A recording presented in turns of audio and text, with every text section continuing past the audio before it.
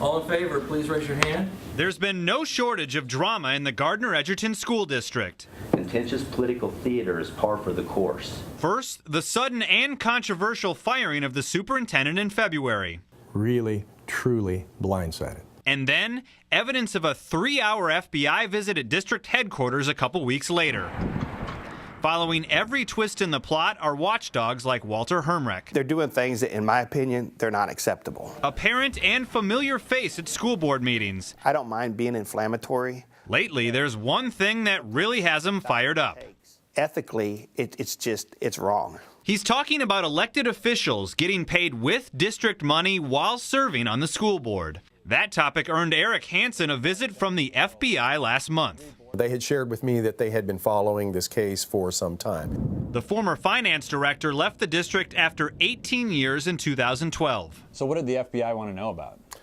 Specifically, some of the first line of questioning involved payments to board members.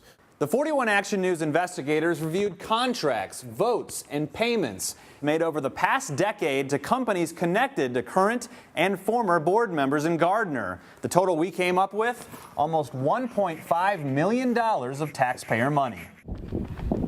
Former board member Randy Fruit's company, Mill Valley Construction, received almost $630,000 to install glass at several schools. But Fruits told me those jobs were competitively bid, and the process was, quote, completely on the up and up. Next, Ron Reagan was in charge of the district's natural gas contract when he joined the board in 2005. This letter shows he turned the account over to a colleague to prevent, quote, a conflict of interest. But a few months later, Reagan switched jobs, and almost immediately, the district switched its gas service to his new company.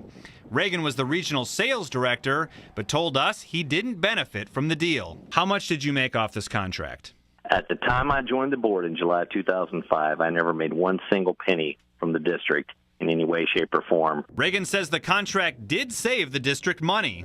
Since inking that first deal in 2006, records show Constellation New Energy has received about $727,000 for its service. Reagan left the company in 2008 to pursue his own business and abruptly ended the interview with 41 Action News when asked how the timing of that first deal might look to the public.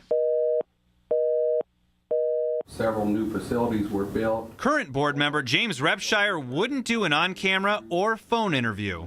41 Action News found the district paid more than $65,000 to Repshire for electrical work. Many of those jobs, like wiring the football game clocks, were under the limit for competitive bids and never made it onto board agendas. Those checks paid directly to Repshire and out of the public's view. My reaction was simply it just didn't seem right. At a meeting this month, new board member Rob Shippey voted for the censure of Repshire. He said receiving the money from the district just looks bad. Would you like to see something as cut and dry as no board member should ever get a contract through the district? Yeah, I think that would be appropriate, especially when it's personal gain. A UMKC professor told us deals like these are not always unethical, but he certainly understands why people might raise an eyebrow. And anytime you have people close to the financial decisions that are being made, and especially if those same individuals are potential beneficiaries of those financial decisions, people are going to be questioning what's going on, and rightfully so. Voters like Hermrich aren't waiting around for the next election. He's pushing for Repshire to resign. It's unacceptable on several different levels. It's unacceptable for me as a taxpayer. It's unacceptable for me as a parent.